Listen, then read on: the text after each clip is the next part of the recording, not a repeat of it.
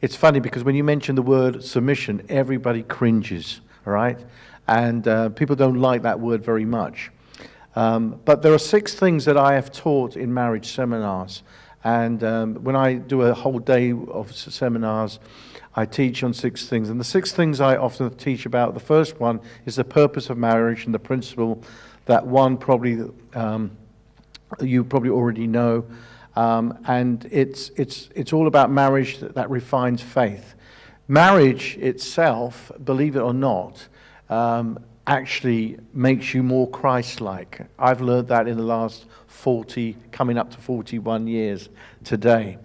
And it produces within us what we need to become more like Christ. So that's very important. The second thing I often teach on, maybe none of you have heard of this before, it's called the praxis principle. And the praxis principle is very simply about applying what we know and evaluating our outcomes and adjusting our understanding. We're not going to look at any of these today, but I just wanted to give you a brief understanding of the reasons, the things that I often talk about in marriage. The third thing is love language, the principle of love language.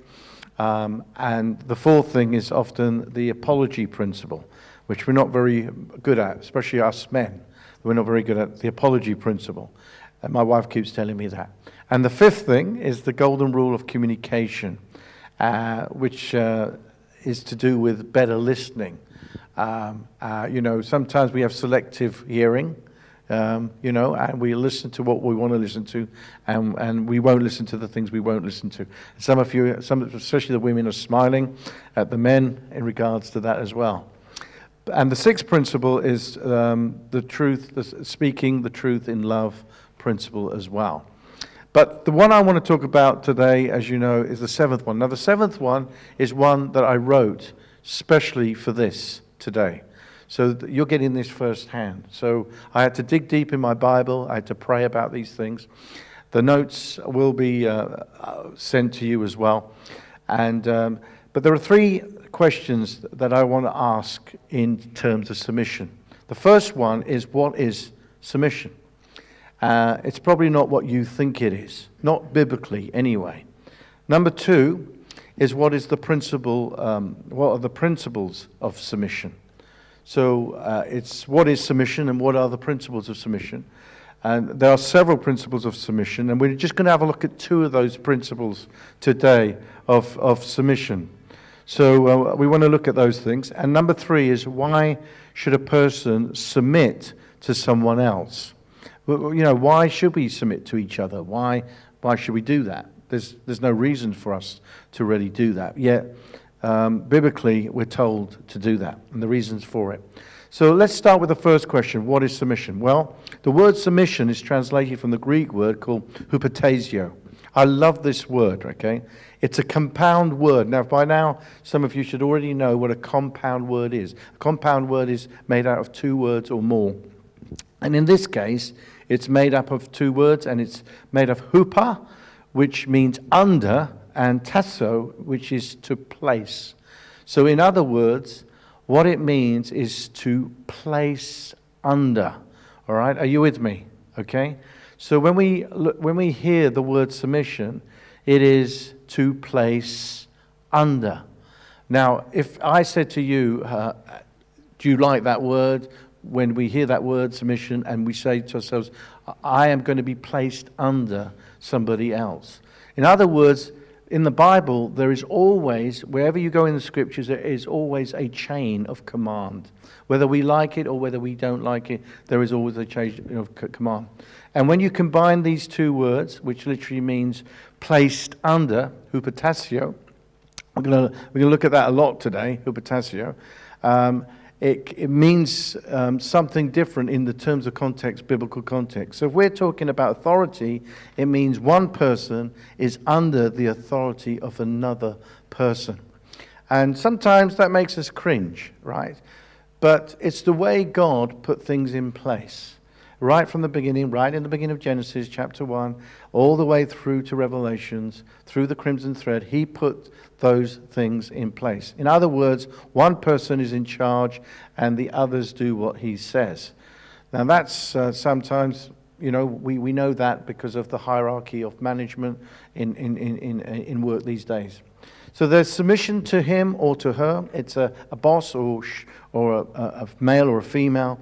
Two equal partners making a decision or having to choose between several options. It means that one person is deferring to the other person. In other words, they're delegating something to the other person. In other words, one person is letting the other make the decision or the choice. But regardless of the context, submission always involves hierarchy. You can never, ever change that. There is a reason for it. And I'm going to give you some examples. I've just to let you know, I've let my wife proofread this. So, so she's read this, okay? And so she's looked at the examples and the context of some of the stories I'm going to tell you as well. So that making sure that she agrees with what I'm saying online as well.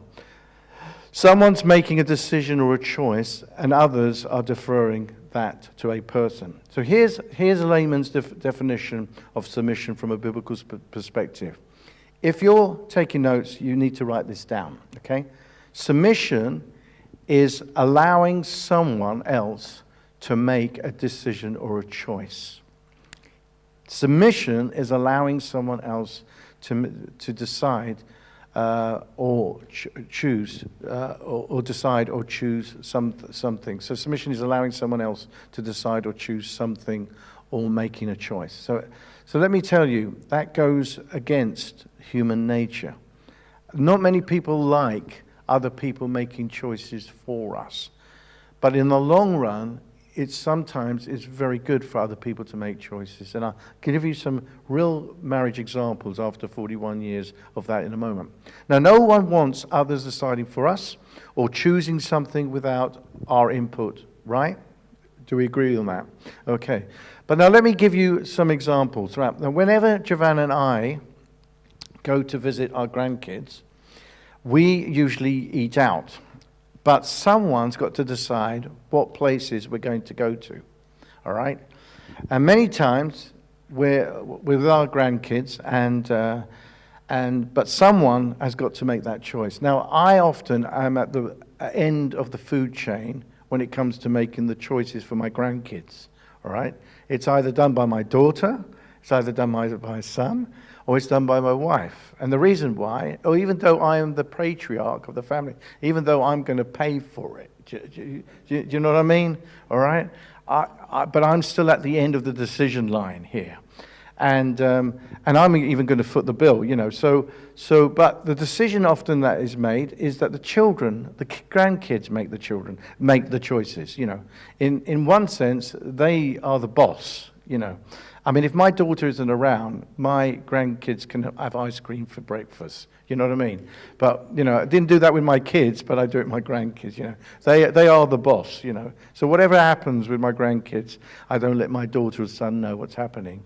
But they get away with a lot of things, Because it's not about me, it's not about Giovanna, it's about spending time with my children, okay?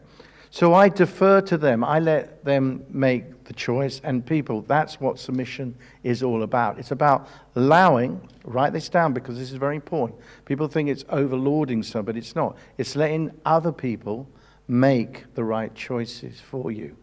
I'm placing what I want under what they want. And that's the Greek word, which means my wife, my grandchildren, my children, make the choice. But I'm allowing that to happen, okay? And that is the true definition, biblical definition for submission. Now I'm placing what I want under what they want. So I'm deferring to them. So there are many times as a husband, as a patriarch to the family, and also equally the father and the grandfather. Biblical perspective, I've always made them and helped them make their choices for them. That is my position. We're going to go a bit deeper into this and you'll see why. So we're going to make a lot of applications because some of you men need to understand what I'm teaching this morning, especially the men, okay? And the women said, okay, all right. When it comes to shopping for furniture, my taste is completely different to Giovanna. all right? And we don't argue, but I've got completely different tastes. In fact, when I pick something, some of you won't get this joke, but she calls me Del Boy, all right? Some of you will get this joke, but some of you won't get that joke. But in fact, what she's saying, you've got really bad taste, all right? But she won't, it's a subliminal message that comes to me, all right?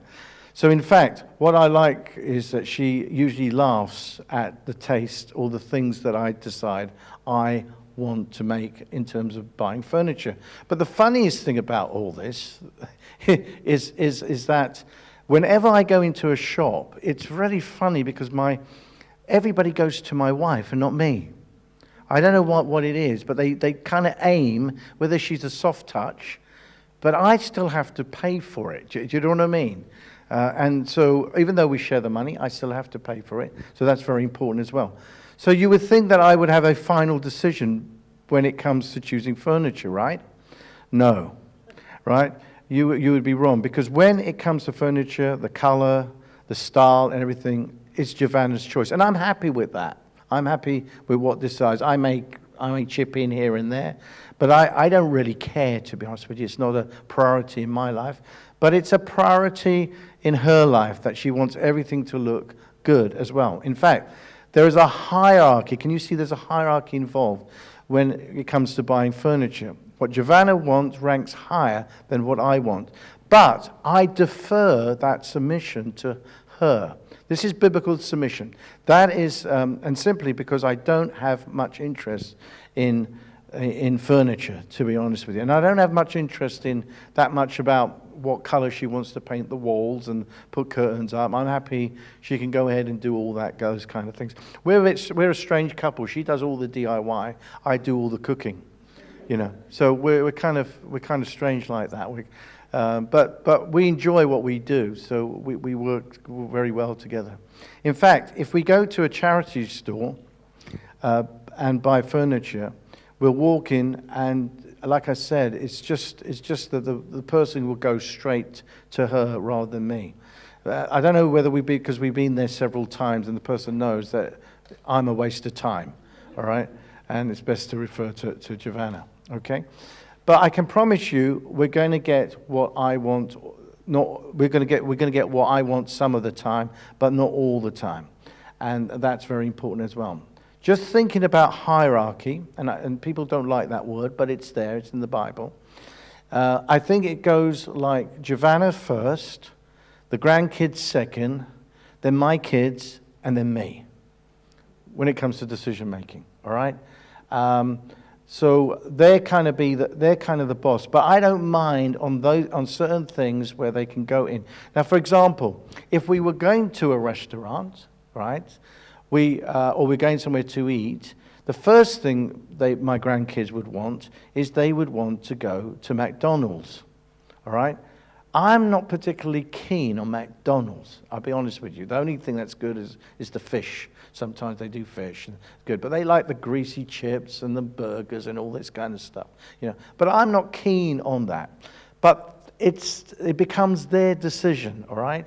And because I'm the benevolent father, I'm supposed to be the good husband, and I end up being, and this is what men should end up being biblically, is the most submissive in their family. Are you hearing me? All right, okay. Now it's true. I'll explain that why it's true, and I'll explain it why it's biblical. In fact, it's biblical for a loving father and a benevolent husband to be more submissive than anyone else in the family. In fact, when I was growing, when I became a father at the age of 20, very early in my age, and all I wanted to do is provide for the family. That was my goal, and all I wanted to make sure the bills were paid, everything was paid, and it was my duty for that to happen. I often say the man looks after the house, the woman looks after the home. You can write that down, all right? She makes the home, whichever way we like it. In fact, the children, when some of you have children, you'll find that the children probably more turn to the mother than to turn to the father, okay? And it's only because at the end of the day, the father is mostly working, you know, if it happens to be that way, not all the time. But if it happens to be that way, in my case, it was like that all the time. I was working out, and obviously the children would turn more to Giovanna than me. All right, now if you need to take notes, write this down. Most submissive person in the family has got to be the father. It's got to be the father, deferring everything to the children and to the wife. But that brings us to the second question. What is the principle of submission? Well, there are several principles, but we're only going to focus on two because they are the most important. The first one is known as the principle of reciprocal submission. Reciprocal submission. And the word reciprocal means mutual submission. Okay? So the principle, or at least in the context we're looking at, the principle is that we submit in some way to each other. And it means that God expects every Christian to be submissive to others whenever possible. Write that down. God expects everyone to be submissive to others whenever possible, okay? So if you look at Ephesians chapter 5, and we'll have it on the screen as well, Ephesians chapter 5, verses 21, it tells us how the principle is supposed to work. And it says this, it says, submitting to one another in the fear of God.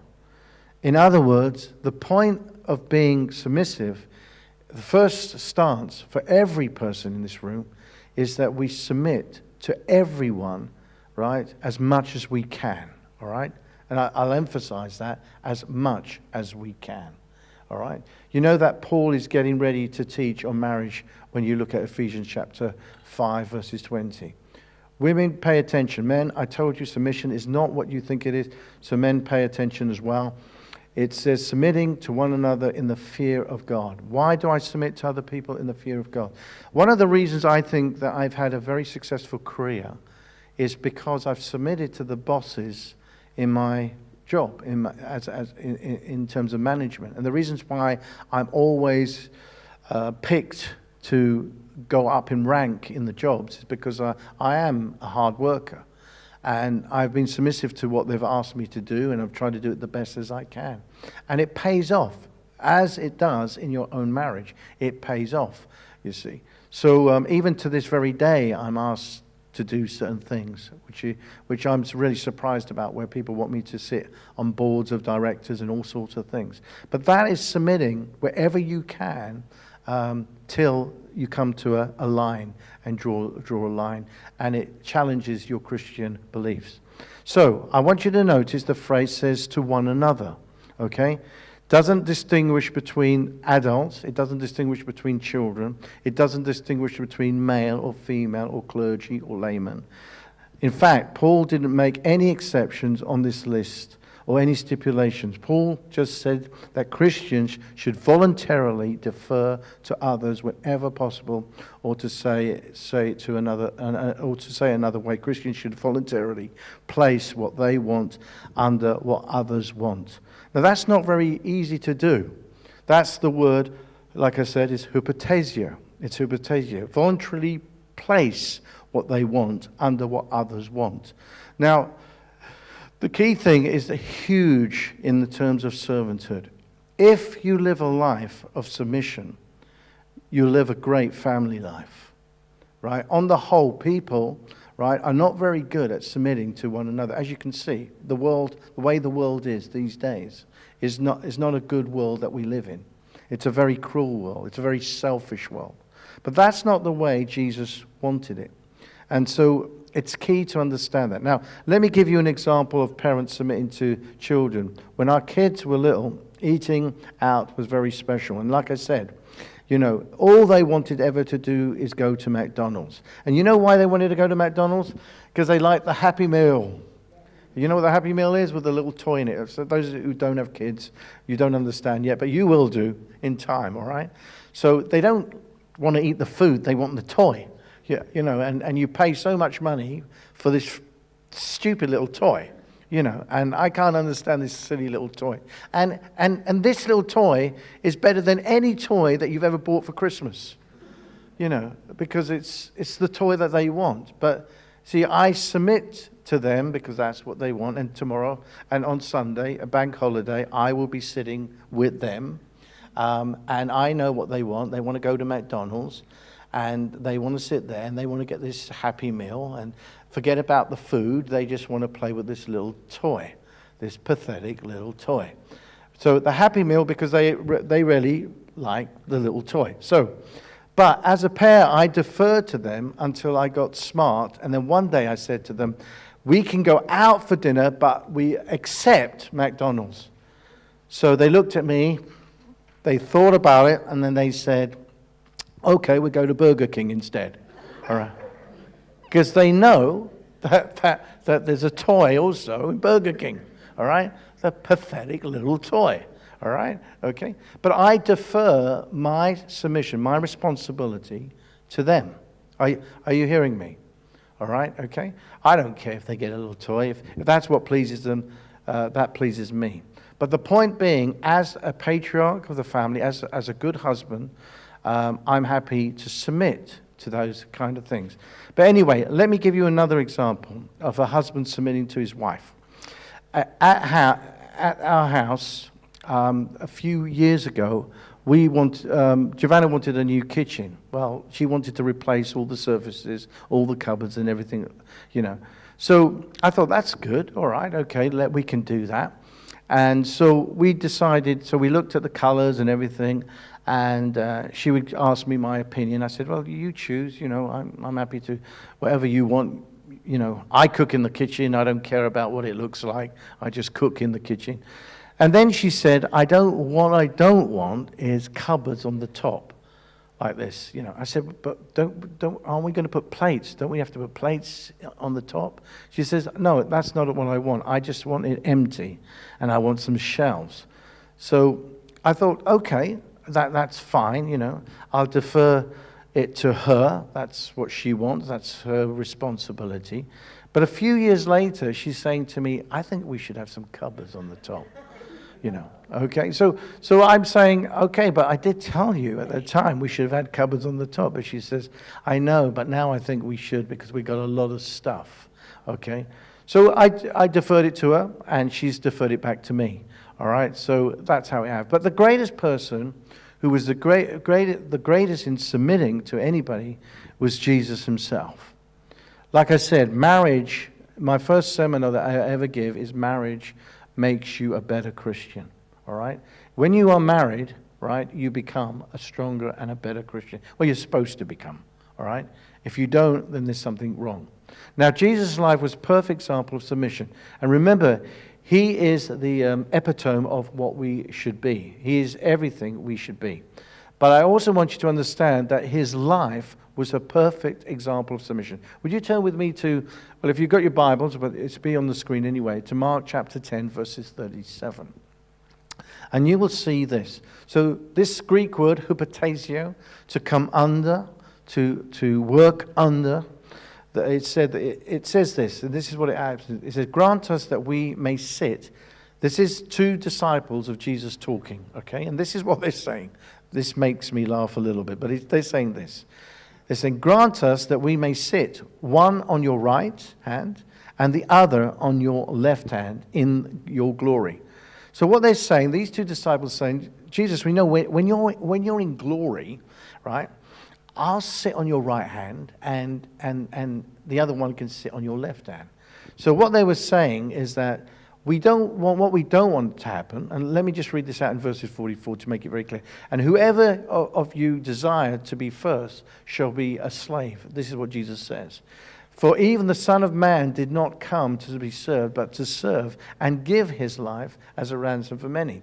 And then in verse 37 he says, they replied, who is they? Anyone. He's talking about these two, James and John. So James and John said, they replied, Jesus, when you sit on your glorious throne, he said, when you're there sitting on your glorious throne, I inserted Jesus there was because he says, when I sit on your glorious throne, he said, I want to sit on your left, and the other one says, I want to sit on your right. The oldest sits on the right, the youngest sits on the left. And that's human nature. When you're reigning glory, we want to reign with you. We don't want to reign above you. We don't want to reign, be under you. We want to reign with you, Jesus. Isn't that great? Isn't that great? Isn't that noble? Yeah? No, it's not very noble, is it? Because at the end of the day, Jesus says, look, the greatest person in this world, the greatest Christian in this world, is the one that is the most submissive. The person who gives the most. They want us to be in a position, if we want to be in a position of authority under Jesus, they didn't want to be above Jesus. They just wanted to be equal to Jesus. Well, why? Because the Bible tells us how these things happen. So Jesus says, but among you, it will be different. And Jesus makes it very clear why it will be different. Because what he's talking about is the position of authority as a servant. And when they heard that, they must have cringed a little bit. A servant? We have to be a servant? You know? And that word must have come in their minds, conjured up all sorts of thoughts. But whoever wants to be first among you must be the slave of everyone else. And if you want to be first, you've got to be the slave amongst everyone else. I'm not asking you to do anything that I wouldn't do, Jesus said. For even the Son of Man's talking about himself. So Jesus says, for even the Son of Man came not to be served, but to serve others, to give his life as a ransom for many.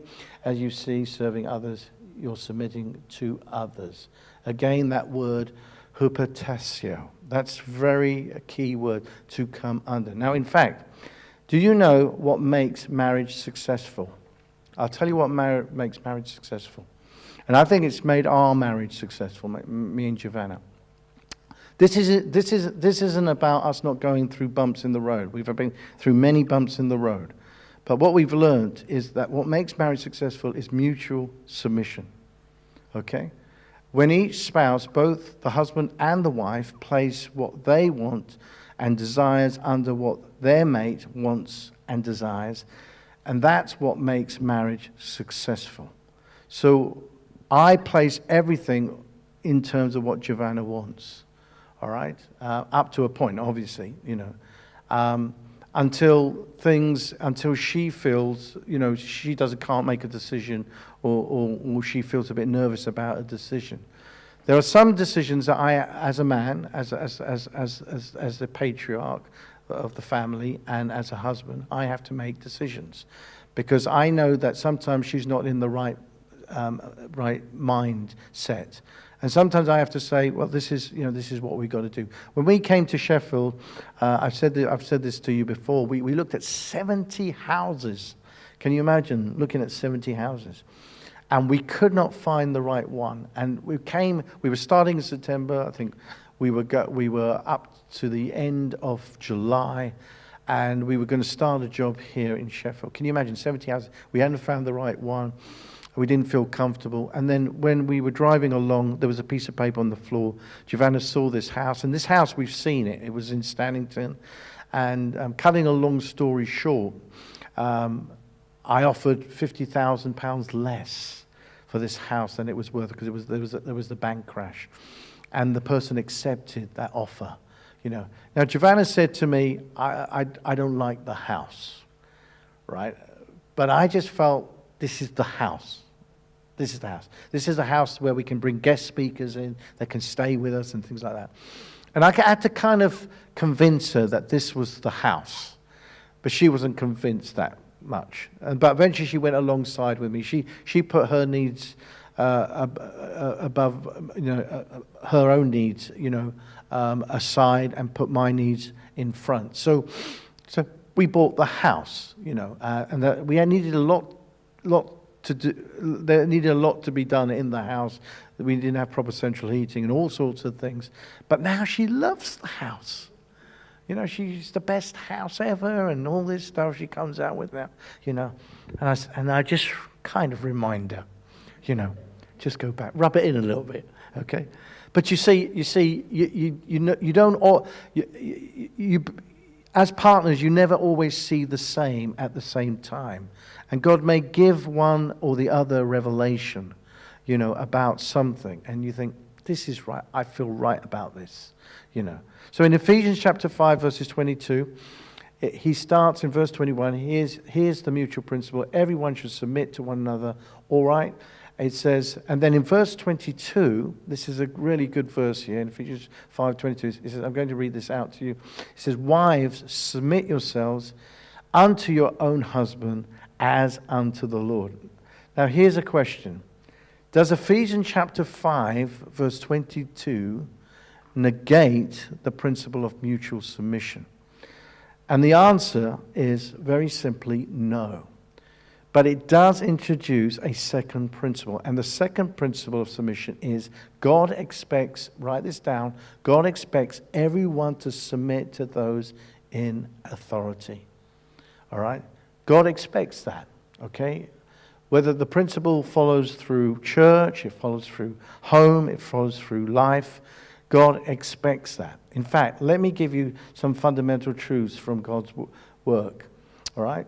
If you turn with me to 1 Corinthians chapter 4, verses 2, and I'll prove this to you. Now, notice what it says. Now, a person who is put in charge, in other words, when a person is given a position of authority as a manager, he must be faithful. Okay? Why must he be faithful? Because God is going to hold him accountable. And it's this simple, what you are responsible for is what you are accountable for. All right? So when you are given a role of responsibility, you will be accountable for that responsibility. Now, people think it's so easy, wives, submit to me, right? But it's not. Because whatever I decide to do, whether I defer it back to Giovanna, right, I will be accountable for in heaven. All right? So I want to make sure I make the right decisions, right? The problem today, I think, secondly, we'll never make a person responsible for something without also giving him the authority to fulfill that responsibility. So when you go to work, right, you're giving someone responsibility, but you're also giving them the authority to be accountable for their responsibilities. And it's the same thing as being a man of God and a woman of God. You are responsible, so then you are accountable as well. Look at Romans 13, and we look at verses 1 to 4. And notice what it says. It says, for all authority comes from God. Do you believe that? Those in position of authority have been placed there by God. So those people are placed there by God. Okay, it makes that very, very clear. And it says, so anyone who rebels against the authorities, rebelling against what God has instituted, and they will be punished for it. So there are people in authority that we are to submit to as long as it does not violate the Christian ethics. All right? So listen to this, what else it says here. So it says, and so anyone who rebels against authority, rebelling against what God has instituted, and they will be punished for. So the authorities do not strike fear in people who are doing right, but in those that are doing wrong. Now this is very interesting, right? For example, why have we got police in place? Can you imagine? Police are given authority, right? And they live in authority. But if we did not fear the police, if we drove 80 miles per hour in a 30-mile zone, right, we would carry on driving wrongly all the time. Is that not right? Okay? So there are people that are in place, the judicial system, if we didn't pay our tax, all right? I've just done my tax return. I had to dot every I, cross every T. I'd have to be very, very transparent with all the money that I get in. I have to show the tax man. I fear the tax man, all right? I don't know about you, but I fear the tax man, all right? But fortunately, I've got somebody who's a great accountant who does helps me do my taxes for me. But I fear them. I want to get it right, okay? So I declare everything I should be declaring. All right? And then I will pay whatever I have to pay. Give Caesar what is Caesar's. Give God's what is God's. Is that not right? You do it properly, first of all, and God will always reward you. So notice what it says here. Do what is right, and they will honor you. Right? You will be honored. The authorities are God's servants for your good. But if you're doing wrong, you ought to be afraid. For they have the authority to punish you. All right? So when people come back to me and say they've, You know, they've got a speeding ticket, or they've done something wrong. Well, you know, you should have known that in the first place. They are God's servants sitting for the very purpose of punishing those who do what is wrong. In other words, like the police. The policemen have been given the responsibility to keep the law and order, but with that responsibility comes the authority to arrest the people. Now, if they didn't have the authority to arrest the people or write tickets, they wouldn't be able to fulfill their responsibilities. Is that not right? So what in the world does this have to do with wives submitting to their husbands? Well, if you remember, God holds the husband responsible for spiritual and physical welfare of his family. With the responsibility comes authority. Are you hearing me, men? All right, okay? And I'll give you an example. If you turn with me to 1 Timothy chapter 5, verses 8, and it says this: "But if anyone does not provide for his own," referring to his family, it says this, and notice that this is written in the masculine, all right? In the Greek, and original learn, it's written in the Greek. So, especially for those of his household, not her household, it's not saying her household, it's saying his household. He's not, she has denied the faith and is worse than an unbeliever. In some Bibles it says infidel. So the man is responsible for the house. Even though the woman may be the breadwinner, that doesn't matter, but he is responsible for the house. Okay, he's responsible for the income, paying the bills, that you don't get yourself in debt and those kind of things. It doesn't matter who's earning the money. At the end of the day, he's responsible. So in God's plan, the husband financially is responsible for providing his family. And when I do a seminar, next year I'm doing a whole thing on finance, because people have prodded me to do a teaching on biblical finance. So I'm going to do that. You will find, therefore, when it comes to the finance, he has the final authority and the final say. Now, do you want to know what upsets women more than anything else when it comes to submission to men? It's the fact that most men refuse to take responsibility, but they want authority. Oh, I think the women came out there stronger than the men. All right? Okay. I'll say it again, just to get a bit better response. It's the fact that most men refuse to take responsibility, but they want authority. All right? You have to take the responsibility and you have to take the authority. If you want authority, you have to have the responsibility as well. So let me give you an example. I'm a big picture guy. I think of the future. With this church, I have big vision. I'm a big future guy. I believe in things in a big and great and wonderful way. Giovanna is more of a detailed woman. She'd be pleased to do things the same every day, all right? But me, right, I get bored. I get bored very quickly, okay? If I've learned one instrument, I want to learn another thing, all right? If there's something to do that I can learn or increase in something, that's what I want to do. I want to go to a lot of countries around the world. You know, there was a time when Giovanna wouldn't want to go abroad. Now she loves it because I go abroad. We both go abroad now. Those kind of things. But I'm a much bigger picture than she is. She's an everyday kind of person. She likes to do things every day. And she would do things every day the same. She would sit on the settee. She would do those things. But I mean, I have to get up. I have to do something. All right? I'm always doing something. I'm always reading. I'm always learning. I'm always studying. I study a lot. Endless study. More than I've ever done in my PhD because of the things I have to do. But that's the kind of person I am. We are two different types of people. And there's always something that comes up that's different. But I'm a bigger picture kind of person. So in that kind of responsibility that I have, in our early days of our marriage, and I can remember this, in our early days of marriage, I delegated the financial responsibility to Giovanna. And the reason why is because she was good at the small things. All right, so she would do she would pay the bills. She would make sure that we were okay. I would earn the money because I was just the highest breadwinner. But sometimes I would say to her, "Oh, right, okay, let's go out on Friday and let's go out and eat and let's do something like this." And she would say, "No, But I thought to myself, God, I've been working all week. I've earned the money. I'm bringing the cash, And I said, let's go out. Let's go out on Friday. Let's do something. She said, no. And I said, why not? She said, because we don't have the money.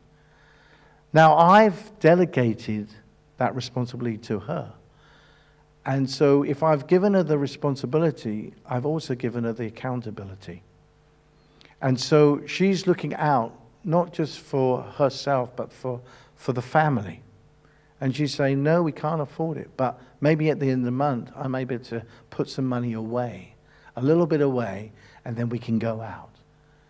So because I've given her that responsibility, I have to respect that responsibility. Are you hearing me? All right? Okay? So I can't go against what I've given her. Otherwise, things will blow up or something like that. So all of a sudden, I realize that she's responsible for the finance day to day, and therefore she has the authority. And if she tells me no, I have to say, okay, that's fine. I would sulk a little bit, but and go into my closet a little bit and all that kind of stuff. But then I would come out, okay, this is good. It's her responsibility. And now in our time, we had barely £50, at the end of the month, left, in my time, until things got a little bit much better. And we couldn't afford everything that people can afford these days. Young people now, they have to make sure they have a 10-bedroom house and 10 bathrooms, and I'm exaggerating, all right, a little bit here, but they have to make sure they have everything before they have a child. We didn't care about things like that. You just had a child. That's it. And you just coped with it. We had 2 children. We had a 1-bedroom flat. We were okay with that. But young people say, oh, no, we just got to wait. We just got to wait, And I was 22. Yeah, 22, yeah. But you see, God works these things through. You don't worry about those things. Anyway, that's another seminar, all right? Okay, go to Ephesians chapter 6, verses 1. It says this, children, obey your parents and the Lord, for this is right. Why? Because God has given parents certain responsibilities in regards to their children. And with that responsibility comes authority. That's why we say, as long as you're living under my roof, has anybody ever said that? You do what I say. Okay, have you heard your parents say that? I say that to I used to say that to my children. My son wasn't very good when he was in his 20s. He would come to our house. He would be intoxicated. And one day I decided to take him... get a flat because he would go from job to job. He didn't understand responsibility. I paid all his debts off and said, now you're staying here. I was a cruel father, you see. And I said, because now you have to pay your own bills. All right? He didn't jump from job to job after that, okay? You notice, sometimes you have to push, and now he's the best father ever. I mean, he's a great parent. He's an amazing guy. And I'm very proud of him, proud of my son and daughter as well. But you see, we were in a situation where when you're under my roof, in fact, biblically, right, as if you continue paying your children's fees and all things, they're still technically a child. Did you know that? That's biblically. I've taught on this before. But they're technically still a child until you stop paying anything. And then they become an adult. But some of you are thinking, oh my gosh, my mum and dad are still paying for me, and that kind of stuff.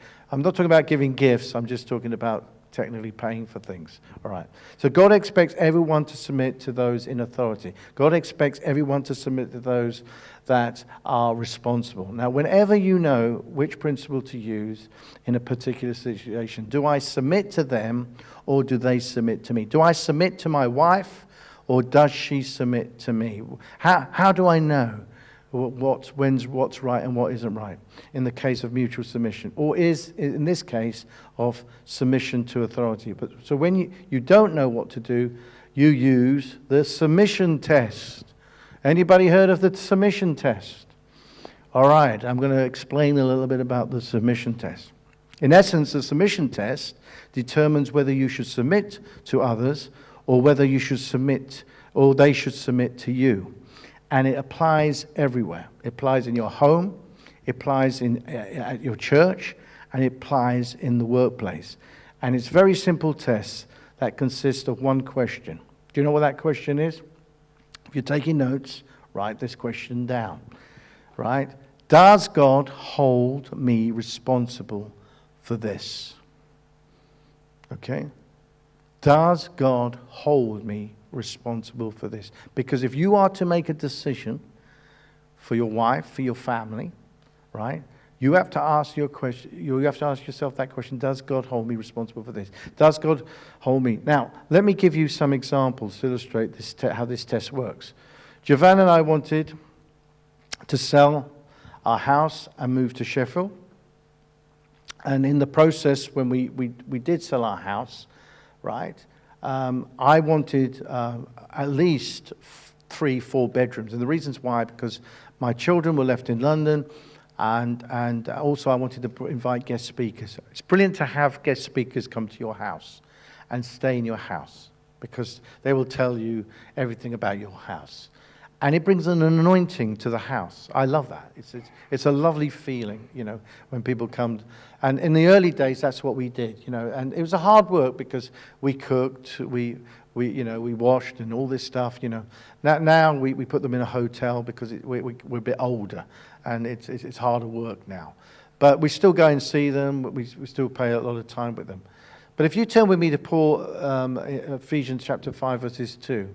It says, his wives should submit to their husbands as unto the Lord. So Paul also said that we should submit to one another whenever possible. All right?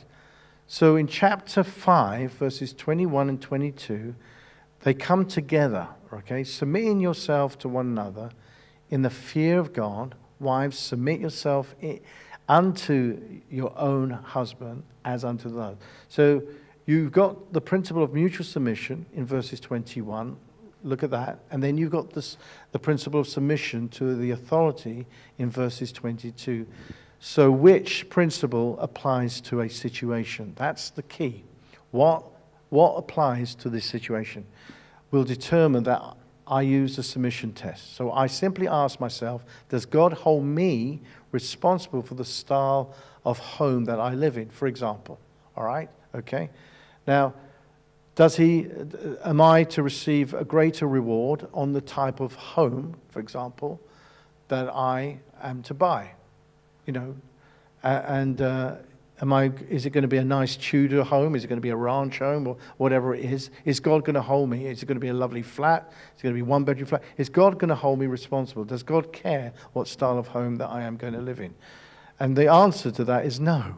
God doesn't really care. All right? He doesn't care what type of home you live in, all right? Therefore, the principle of mutual submission applies, all right? So I defer to Giovanna. Do you like this? I don't know. Do you like that? What don't you like about this? The pros and the cons. And not the principle of submission to the authority. Does that make sense? Remember, a benevolent father and a good husband will be most submissive within a family. And I'm going to explain why in a little bit. And I'm going to show you in a moment. Are you okay with this so far? I have more expensive taste than Giovanna. All right? I have a more expensive taste. In other words, I have no problem of buying a saxophone. But she has a problem of buying a saxophone. And the reason why I don't have any problem with buying a saxophone. Now, if I wanted to go and buy a saxophone, and I said to her, I want to go and buy a saxophone, right? And she says, no, we can't. Now, saxophones aren't cheap. They range from $1,000 to $2,000 to $4,000 to even higher than that. So if I wanted to buy an alto sax, which I wanted to buy, right, who would be in the right? Would she be in the right or would I be in the right? You see. Now, the question I've got to ask myself is this. I go back to the submission test. And I would say to myself, am I going to put our family in a desperate situation? Am I going to put our family in a financial desperate situation? That's the question I have to ask myself, okay? But I did get the sax, and the reason why I got the sax is because I get pocket money from my wife every month, and I save. And I'm good at saving. I'm brilliant at saving. Okay, so I save. And I don't put a burden on our main finance. I save the bits and pieces that I can, and then when I have the money, I buy it. Do you see what I'm saying? So I can turn around now to my wife. I said, I can buy the sacks.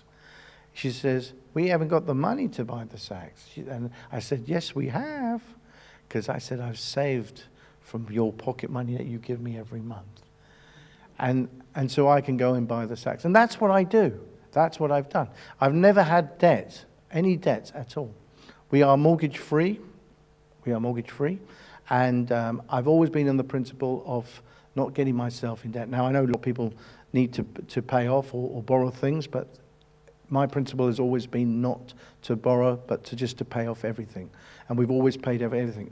When I was in my early 40s, I went up to Giovanna and said, she says, you got a smile on your face. I said, yes.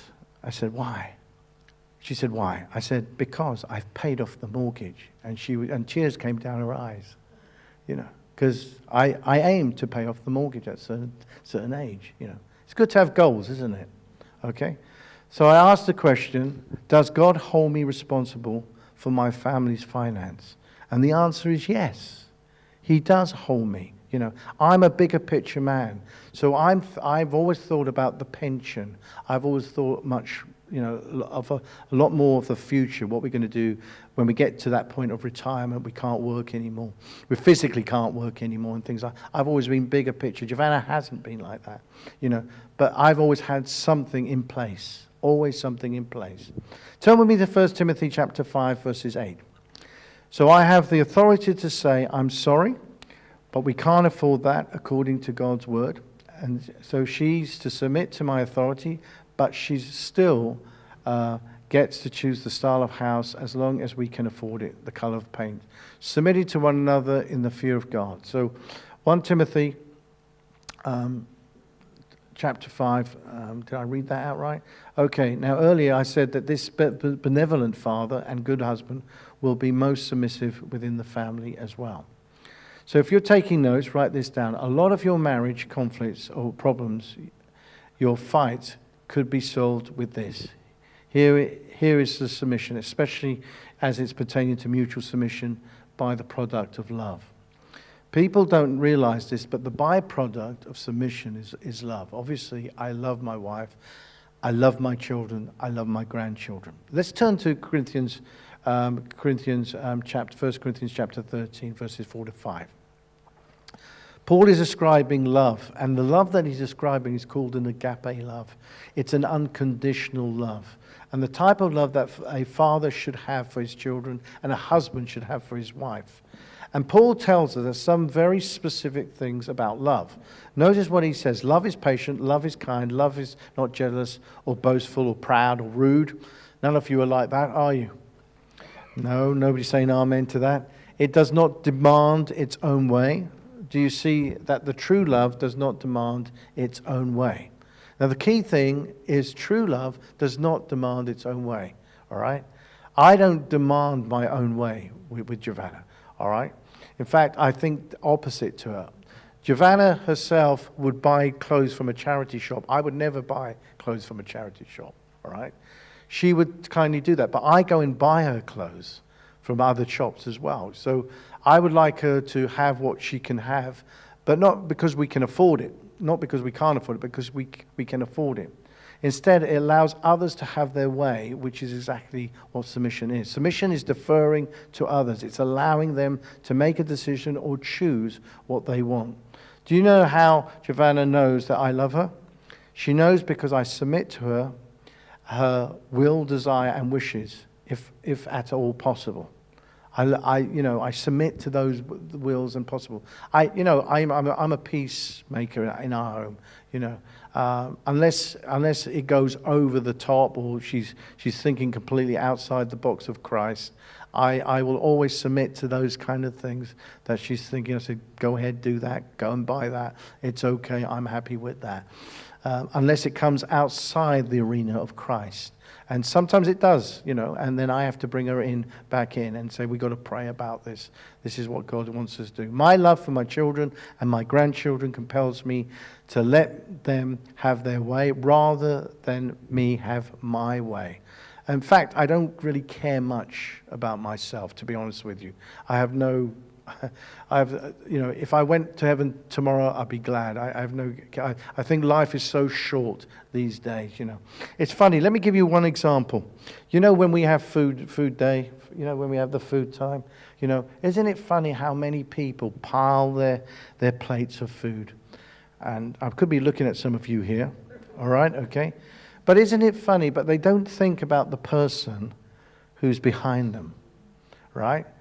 And they've emptied the dish, but they don't realize, am I making you feel bad? Good. All right? Okay? But they don't think about the person next to them. It's almost like food is running out when we have food day, right? Community day. You can see the piles, right? And, usually those days, I hardly get to eat. You know why? Because the food's gone. Because everybody's talking to me, chatting me, and some people come up to me with their food up this pile and say, Pastor, haven't you eaten? No, because you've got it all. All right? Okay? And this is not putting people down, but listen to me. Why don't we just take a little bit and so the next person can have some more? That's why at the community service, I said, I want those guests to go first. Because I know if the guests didn't go first, they wouldn't get to eat. Yeah. Now, I know I'm joking aside, but can you see that sometimes we look after ourselves and we're not submitting to the others who have come into our church? But that's what God calls us to do. And most times I don't eat because there's no food left. And I've spent 3 days cooking for you guys. Yeah. I cooked 30 chickens last time. All right? And I wanted one of them. I wanted to taste one. They must have been good because they're gone. All right? But you see, the principle is this. That's why the Bible says we submit to one another as much as we can to others, But everybody's scoffing like it's the end of the world. And yet there are many people, thousands of people in impoverished countries that are starving, wouldn't even fill their plates because they know the next child needs to eat as well. That's the Western world. That's the way we think. Now, am I making you feel guilty? Good. Because that's the way we think. This is the way we are in this society today. So love is very, very important. Now, I'm just going to end with a few things here to say this. Is that in John 15:12, it says that this is my commandment, that you love one another as I have loved you. Now, Jesus says this, he said, it is my commandment that you love one another as I have loved you. Usually the verse says, love one another as you love yourself. But that's easy, right? Okay? Jesus turns all that around from the Old Testament to the New, and he changes it around. He says, love one another as I have loved you. So Jesus said, this is what I would wash your feet. I would give you my food. I would help you in certain situations. He says, if you're going to love one another as I have loved you. Not as you love yourself, because if you love yourself, you would want to do everything for yourself. So submission comes in. It's not about yourself, because most marriages break up. One, because of finance. Most counseling I've done is because the husband just spends everything, or the wife spends everything, doesn't think of the other person's feelings or anything, puts them all into debt, and then there is a strain on their marriage. But the key thing is this, is that marriage is there for two people to be submissive to each other. And when he talks about a command, he's actually talking about a law. In the situation of a law, this is my command, that you love one another as I have loved you. And I go back to Jesus. In Matthew 26, verse 30, when Jesus was about to face the cross. When he was just about to face the cross, in other words, he said, God, if there's any way to say, don't make me do that. Who would want to go and die on a cross? Nobody. Who would want to go on a cross willingly? Nobody. And even Jesus said, if you can sort some other way, God, to his Father, he says, if you can do any other way, Please try another way. But that was true love. You see, that was what Jesus did. That was true submission from Jesus Christ. It's about loving others the way Christ loved us by placing their needs and wants and desires above our own. Remember, true love does not demand its own way. And that's why I say mutual submission should be a natural response for Christians. It should be naturally coming to us. As a Christian father and as a Christian husband and as a Christian friend, I should fulfill the law of Christ, which is to love others the way he loved us. And we do that by putting other needs first and not putting our needs first.